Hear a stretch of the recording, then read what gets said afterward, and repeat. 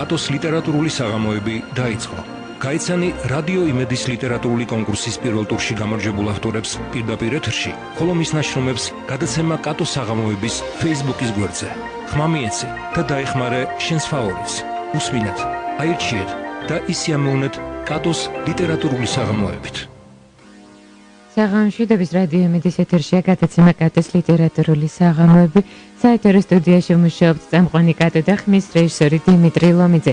ჩვენ დღევანდელი გადაცემის სტუმარია რადიო იმედის ლიტერატურული კონკურსის მონაწილე ბატონი ამირან ღოღაძე. საღამოშვიდობისა ბატონი ამირან. საღამოშვიდობისა. თქვენზე ორიოდე ინფორმაციას კიდევ მიმაცდ მსმენელს და დანარჩენს უკვე თქვენ დაგიტოვებთ. ბატონი ამირანი არის 62 წლის განათლებით ფილოლოგი ქალაქი თბილისიდან.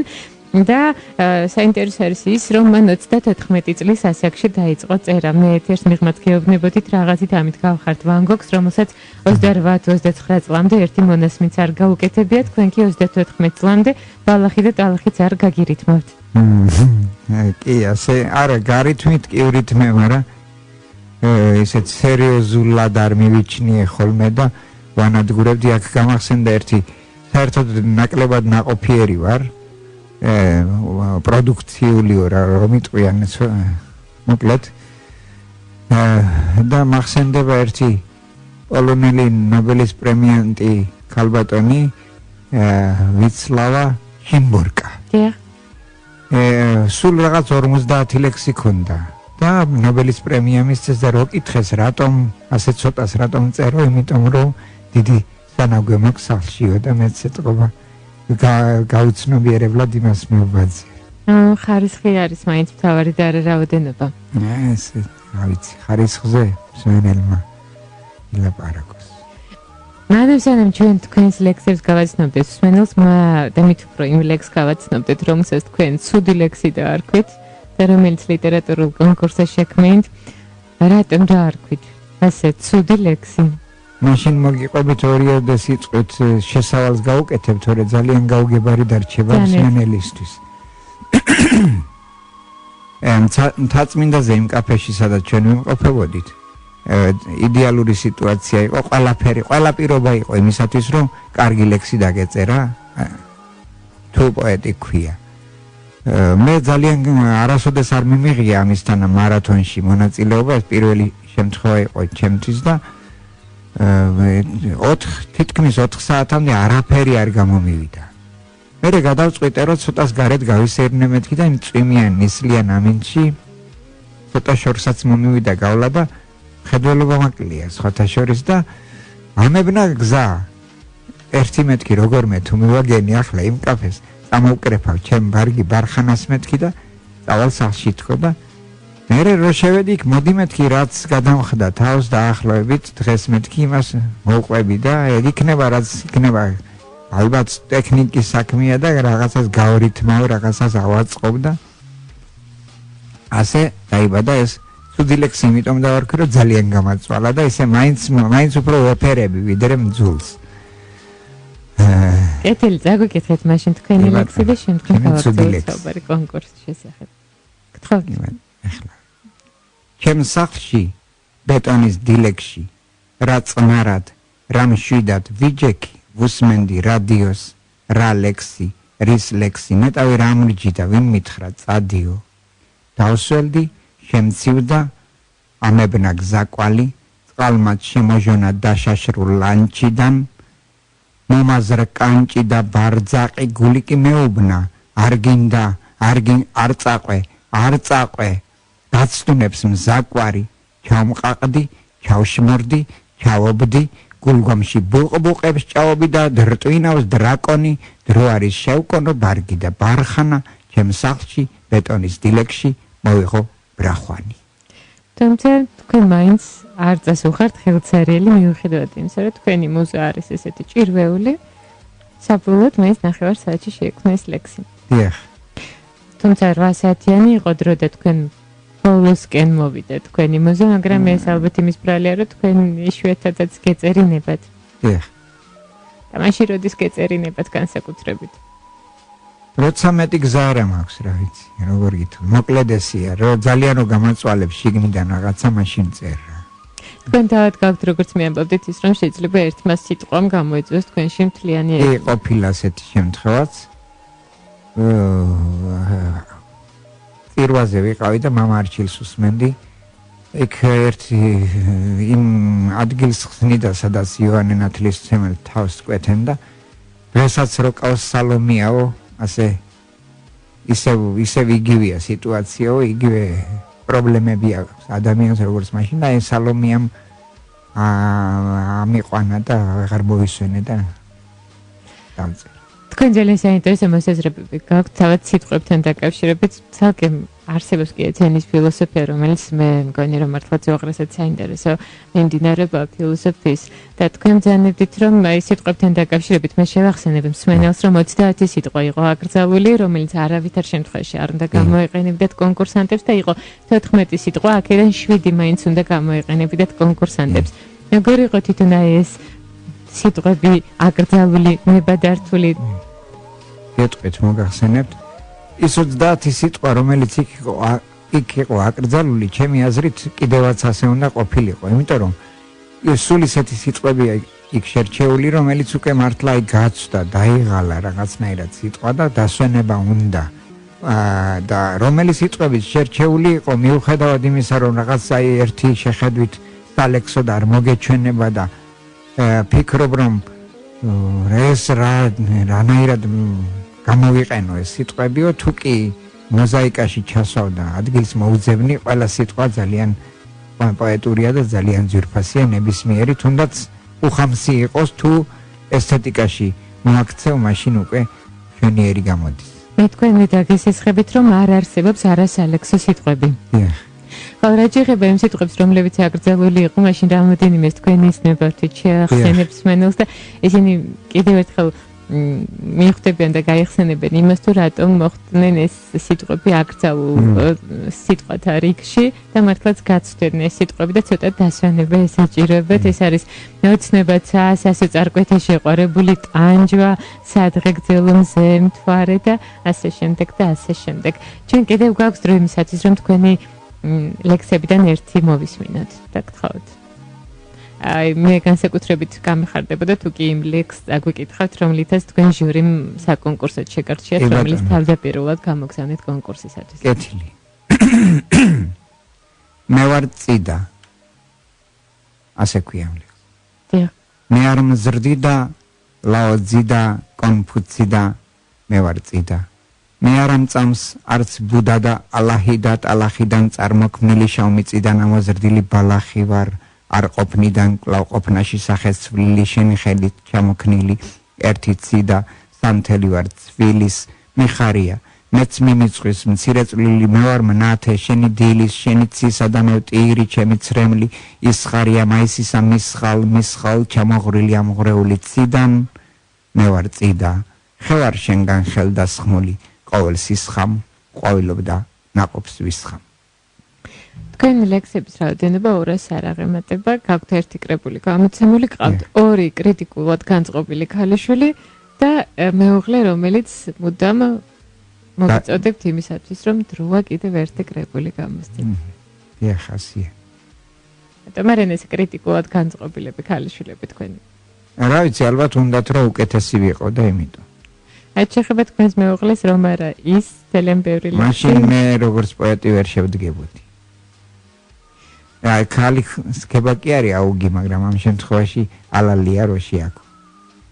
თქვენი ბავშვები მთლიანად არის ლექსებთან დაკავშირებული, თქვენი ოჯახის წევრები, აბა თქვენ როგორც მე ამბობდით, იცოდა უამრავი ლექსი. რაც იმ სოფელში ლექსი ხმულა, ყველა იცოდა და სანამ სკოლაში მოვდიოდი, ყველაფერი არ დაუსწრე სპეციალურად არ დამდგა რა, მეყვებოდა ხოლმე და მე ვიზეპირებდი, ვიმახსოვრებდი და დიდი სიამოვნებით უყვებოდი თუ კი მსმენელი ყავდა. ალბათ ამას განაპირობა რომ თქვენ ცოტა გვიან მოკიდეთ თავად კალამსხელი იმდენი ლექსი იცოდით რომ ალბათ თქვენს ლექსებს აღარ ქონდათ თქვენ თავში ადგილი. არა ეს ერთი ალბათ იმიტომ რომ ეს ისეთი საქმეა რომელსაც ყველაზე მეტი პასუხისგებლობით ვდგები და ძალიან ბევრს თხოვ საკუთარ თავსაც და მეშინოდა რომ ცუდი ლექსი არ გამოსულოდა ახლა რამდენად მივაღწიე იმას ეს უკვე რა ვიცი კიდევ ვერა ვარ მაყოფილი და იმედი მაქვს რომ კიდე გავიზრდები. გარდა იმისა, რომ თქვენ წერთ ლექსებს, ამჟამად ეწევით ძალიან საინტერესო საქმიანობას, ეს არის უპრეცედენტო შემთხვევა, როგორც თქვენ მიამბობდით, რომ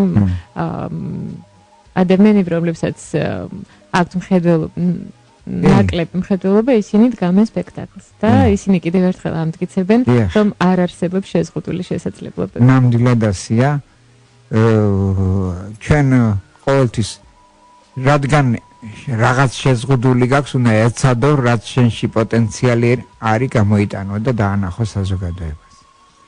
და თქვენ ზურა კანდელაკთან ერთად ზურა კანდელაკის სცენარზე მუშაობთ და ივნისის შუა რიცხვებში იქნება რაღაც ანონსივით გამოდის. ივნისის შუა რიცხვებში და იქნება პრემიერა მოსწავლე ახალგაზრდობის სახლში და დაპატიჟებული ხართ თქვენ და მთელი რადიოს მსმენელი ყველა. ეთილი უღრმესი მადლობა მოპატიჟებისათვის, ჩვენ დაველოდებით თქვენს პრემიერას მოუთმენლად, მანამდე სანამ ეს ყველაფერი იქნება, რადიო იმედის საინფორმაციო გამოშვების დრო დადგა ჩვენს ეთერში, შემდგომ ისევ დავბრუნდებით და პრუსტის კითხვას გადავხედავთ ბატონი ამირანის მიერ შევსებულს. ეთილი. უსმინეთ, აირჩიეთ და ისიამოვნეთ კატოს ლიტერატურული საღამოებით. გრძელდება ჩვენი გადაცემის სტუმარია რადიო იმედის ლიტერატურული კონკურსის მონაწილე ამირან ხოხაძე და ჩვენ მოდით გადავხედოთ თქვენს პრუსტის კითხვას, რომელიც საკმაოდ საინტერესო მეჩვენა, მე რო არ დაგიმალოთ. და დავიწყოთ იქიდან, რომ თქვენ საკუთარ თავს თავარ ნაკლად უთვლით სიზარმაცეს. არ არის მაინც და მაინც იშვიათი ნაკლი. ქართველებისთვის მithumetes.აში გამოიხატება მაინც ლექსების წერა გიზარებად ხოლმე, თუ როგორ არის თქვენი საქმე? რა ვიცი ახლა ბევრი არაფერი მეხალისება კაცმა რომ თქვა და რაც მეხალისება ის არც მეზარება ისე რომ თქვენი საყვარელი ყვავილი არის მინდვრის მოუკრეფილი ყვავილები. რაც ძალიან მომეწონა, იმიტომ რომ თითქოს ყველა მაინც რომელიმე კონკრეტულ ყვავილს ასახელებს. არა, ეგრე ის მოკრეფილი ყვავილები მეწოდება, მე უნდა გადაყარონ და რამე. ის თავისით უნდა თავისი ბუნებრივი სიკვდილით უნდა მოკვდეს. ყველაზე დიდი უბედურება თქვენთვის იქნებოდა აბსოლუტური მარტოობა.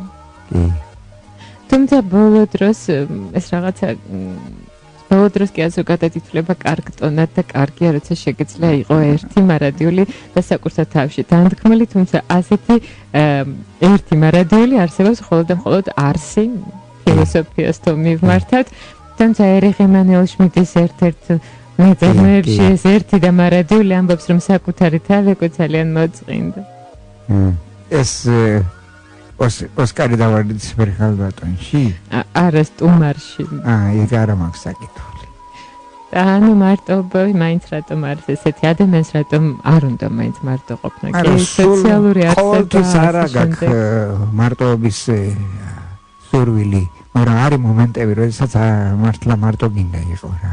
ესეთი აი რაღაცნა იყო შემთხვევა, რომ წავიდოდი ხოლმე მაშინ ბაზრები, კარგი ბაზრები იყო, დახურული ბაზარი ეძახოდნენ კოლმეონების მოედანზე.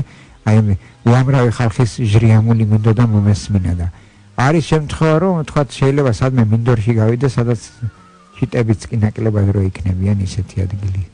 თუმცა ალბათ რომ პერიფრაზი მევახდინოთ განთქმული ეპიგრაფისა, დასჯის შიშის გარეშე არ არსებობს გაქცევის სიხარული, ალბათ არ არსებობს მარტოობაში გაქცევის სიხარული, კი არიცი რომ უკანგელია. არა, იცით როგორ არის, გიჭირს და იმიტომ გინდა რომ მარტო იყო, იმიტომ კი არა რომ ვიღაცებისაგან განთავისუფლდე, რაღაცა კიდე იქ გინდა რომ მე ესენი მოგენატროს ან რაღაცა და ისე უნდა მოbrunდე როგორც უძღები შვილი სახლში, ამის სახლში.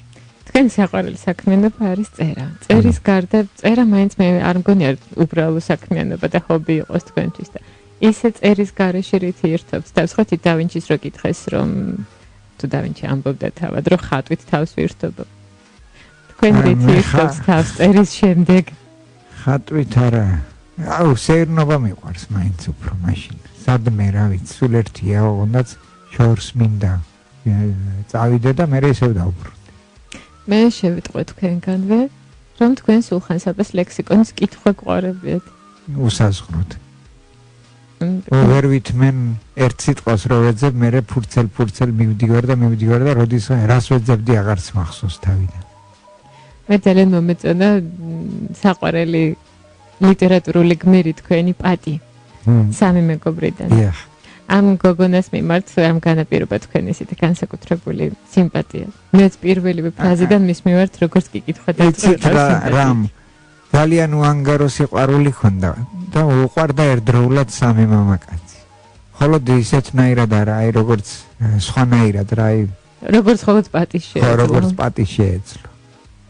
და თქვენი საყვარელი მწერლები არიან დიამეტრალურად განსხვავებული, ისევე როგორც თქვენი საყვარელი კომპოზიტორები, საბა, ჰემინგუეი და მარკესი არიან თქვენს საყვარელ მწერლებს შორის და ლუი ამსტრონგი, ჰამლეტ გონაშვილი და ზაქარია ფალიაშვილი არიან თქვენს საყვარელ მუსიკოსებს შორის. არც მხატვრები არიან მაინც და მაინც ახლოს ერთმანეთთან, პიროზმანი და მიქელანჯელო. როგორ ახერხებთ? როგორ აწევთ? ალბათ ჩემი ხასიათიდან გამომდინარე რა, ყოველთვის ერთ ხასიათზე არა ვარ და კარდინალური წინააღმდეგობები მაქვს შიგნითაც. და ალბათ იქიდან გამომდინარეა, მაგაზე კარგად არ მიფიქრია, მაგრამ ახლა რომ მეკითხებით, იმიტომ გამიჩნდა ეგ პასუხი. და თქვენი იდეალები არიან რეალურ ცხოვრებაში მამა და გია ჭირაქაც. დიახ. თუ შეიძლება ამაზეც რა დავკონკრეტდეთ ცოტა. მამამ რაღაც მამას მინდოდა ყოველთვის რომ მიმებაძა და იმისნაირი კაცი ყოფილიყავი და გია ჭირაქაძე არის ძალიან ესეთნაირი ძირფასი ადამიანი, რომელსაც შეუძლია ძალიან ბევრი სიკეთე აკეთოს ყოველგვარი ანგარების გარეშე. და სამხედრო ისტორიიდან ყველაზე მეტად აფასებთ გამარჯვების ტოლფას დამარცხებას. ვატერლო თუნდაც. ეს ხაც აი ისეთი გამარჯვება, რომელიც აი როგირს რა დამარცხდა და მანანა ჩიტიშვილის ერთი ლექსი გამახსენდა. აიწიე და გაკოცე ჩემგან გაჩეხილ მხარზე და ესე იგი მომაკვდავი თავის მკვლელს ასე მიმართავს და ეს უკვე რომელი დამარცხდა იქ უკვე საკითხავი.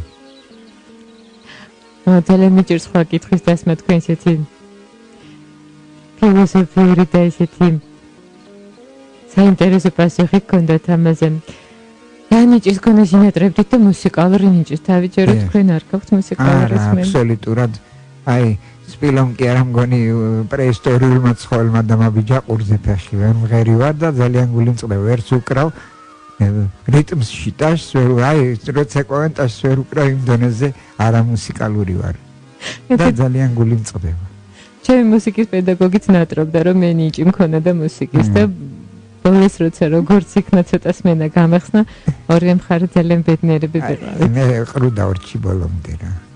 მაგრამ ახლა რა თქმა უნდა მუსიკის მოსმენა მიყვარს, ხელს მიწყობს ყველანაირად, თქვათ ფიქრში, ურთიერთობებში, მაგრამ მე ვერ სამწუხაროდ ვერ ასოდეც ვერც ვიმღერებ და ეს არის ძალიან გულს მწვეთს. და თქვენთვის ბედნიერება არის ძალიან სადა რამ, რაც თითქოს მარტივად მისაღწევია, მაგრამ არც ისე ახლობლების კარგ გუნებაზე ყოფნა. კი, მართლა ეგ არის. ყველაზე ბედნიერი მაშინ ვარ, როდესაც ჩემი ახლობლები კარგად არიან და კარგ ხასიათზე არიან, მაგრამ ჩემიდან გამომდინარე ძალიან ნაკლებად არიან ბედნიერები. თუმცა ალბათ აი თქვენსავე თუ ისწავლიან ადამიანები უმეტესი წილი ადამიანებისა ესეთი მარტივი რაღაცებით ტკბობას, მაშინ მიხვდებიან რომ არ არსებობს ეგზისტენციალური კრიზისი. არა, ახლა ადამიანი საერთოდ ძალიან რთული ფენომენია, რომ არის ამაზე ბევრი ლაპარაკი რად უნდა, მაგრამ არის ისეთი რომ აი თავის კარგად იცნობს, პატრონობს, ურთიერთობებსაც კარგად ალაგებს, მაგრამ არის ტიპები, რომლებიც აი საკუთარ თავს ვერაფრით ვერ დაიმორჩილებენ, ვერ დაიურვებენ და უმართავები არიან და იმ კატეგორიას ვეკუთვნიან. თქვენი განწყობაცა პროსტის კითხვას ავსებდით, იყო იმპულსური. ამ წუთას როგორია თქვენი განწყობა? ისევ იმპულსური. ჩვენ კიდევ შეგვიძლია თქვენი რამდენიმე ლექსი მოვისმენთ, თუმცა მანამ მაინც მინდა გითხრათ, აი ჩვენი კონკურსისგან თქვენ თავად რას ელით? არაფერს, მე მართლა არ მაქვს პრეტენზია მონაწილეობისათვის, დიდი მადლობელი ვარ. აქამდე რომ მოვედი ამის მერე თუნდაც მეტი არაფერი არ იყოს მე მაინც კმაყოფილი დავრჩები ანუ რა შეიცვალა მაშინ ესე რომ შემოვატრევოთ აი ხასიათზე დამაყენა თქვენთან ურთიერთობა კეთილი მოდით მაშინ თქვენი ერთი ლექსი კიდე წაგვიკითხეთ ეხლა მაშინ იმას გაგიმხელთ როდესაც მან მოვდიოდი კონკურსში მონაწილეობის მისაღებად ვიფიქრე რომ ცოტას მეთქი ვიეშმაკებ და ცოტა მზად მივალ მეთქი და რადგან შევიტყვე რომ თაწმინდაზე ვაპირებდით ასულას რაღაცა იმ წინა დღეებში ლექსი დავწერე კი ბატონო ბრძანეთ აი ღმერთ ვარ დამავიწყდეს თისარტყელების ქლამინდში გამოკვართული მთაწმინდა თითქოს ცად ამაღლებულა გარდამოხსნილი ჯვარცმიდან წევარ და შორეც გაუყურებ ცა გადაიხსნა გაბრწყინდა ღვთის წყრომა დაიმსახურე ნათლის წვეთები მაწვიმს და ვარ გაშხვართული მდელოზე კარგად არც ვიცი რაც მინდა ცაც მინდა საანგელოსე და შენი ცეცხლით წვაც მინდა მაგრამ მერე იქ ცა არ იყოს სახსენებელი და დავალებაში კიდე სულ სხვა სიტყვები იყო და ჩამივარ და კოვზინაც არ შეასადგა კი ცა ნამდვილად აკრძალულ სიტყვათა რიგში იყო შეყვანილი თქვენ არ გიწერიათ რატომღაც პროსტის კითხვაში არჩენ სად იცხოვრებდით არჩევანი რო გქონდეთ და ძალიან საქართველოს გარეშე სტუმრად ყველგან წავალ და სხვაგან ვერ ვიცხოვრებ საქართველოს გარდა თქვენ რომ თქვენ არ ყოფილიყავით იქნებოდით სამუკან ხვარამზე სწორფერი რატომ რა ვიცი ეს ჩემთვის ისეთი ძვირფასი ქალია რომ აი კარგი მელექსე ქალი და ალბათ ადვილად ავაწყობდი ურთიერთობებს ყველანაირად და ძალიან სასურველი ქალი იქნებოდა ვინც ახლა მეუღლე და არ მყავდეს მაშინ ხვარამზეს მოდით თქვენი ოჯახის შესახებაც გვიამბეთ განსაკუთრებით თქვენი მეუღლის შესახებ იმიტომ რომ მას ლომის წილი მიუძღვის თქვენ შემოქმედებაში ის არის მე მგონი თქვენი მუზა და რადგან იშვიათად იცლის იმიტომაც იშვიათად წერს თქვენ ლექსებს მაშინ ისევ ლექსს დავიკითხავ ერთ თუ შეიძლება ძანეთ ზიზღიმილსა და ცისლანდებს სევდა რად უნდა ნისლავდეს შავეთის კარზე მისვლამდე ცრემლ შენს თვალებში რა უნდა შენ უნდა სული მაისო სული მზის მადლით აევსო სოსანო ედელო აესო შენთან მოწყენას რა უნდა ოცნებები და მიზნები ყველა ამიხდა ღვთისნებით მაინც რომ ესაკლისები რომ აღარ ვიცი რა მინდა ცრემ შენს თვალებში რა უნდა შენთან მოწყენას რა უნდა ღალატ ჩემს გულში რა უნდა ადამიანს სხვა ხენა რა უნდა ბატონი ამერენზე პირად გვეკითხავს ამ ლექსებს ამიტომ გვეპატიებათ თუ სადღაც და ასე შემდეგ მოკლედ კეთილი ამასობაში ჩვენი გადაცემა ვაბრაზებ ხოლმე ხშირად და ხანდახან ლექსით მაინც თუ არ მოვეფერე ისე ურთიერთობები ძალიან დაგვეძაბებოდა ჩვენი გადაცემა დასასრულს მივახლავთ და ვინ შეგახსენებთ რომ ჩვენი გადაცემის სტუმარი იყო რადიო იმედის ლიტერატურული კონკურსის მონაწილე ამირან ღოღაძე ჩვენ კიდევ წარმოგიდგენთ სამ მონაწილეს რომელიც მომდევნო 6 ივლიდან მაისისთვის ოქსეულში გელით კიდევ 3 ადამიანს გაცნობა ხოლო რაც შეეხება მათ ლექსებს ისინი უკვე განთავსებულია ლიტერატურულ კონკურსში აპლიკაციაში ლიტერატურული კონკურსი რომელიც შეგიძლიათ ნახოთ Facebook-ში გვერდზე კატოსაღამოები ასე რომ შეგიძლიათ მოიწონოთ როგორც ბატონი ამირანის ლექსი ასევე სხვა დანარჩენი მონაწილეების ლექსები და ამჯერად თქვენზეა დამოკიდებული ისევ და ისევ თუ პირველ და მეორე ადგილს ვინ გაინაწილებს მაისისთვის კონკურსანტებიდან ხოლო ჩვენმა ჟიურიმ უკვე იცის მეს ვინ იქნება მისი რჩეული მაისის თვეშიც გემშვიდობებით აქვე და უსმინეთ რადიო იმედს კარგად ბრძანდებათ უსმინეთ აირჩიეთ და ისე ამოვნეთ კატოს ლიტერატურული საღამოებით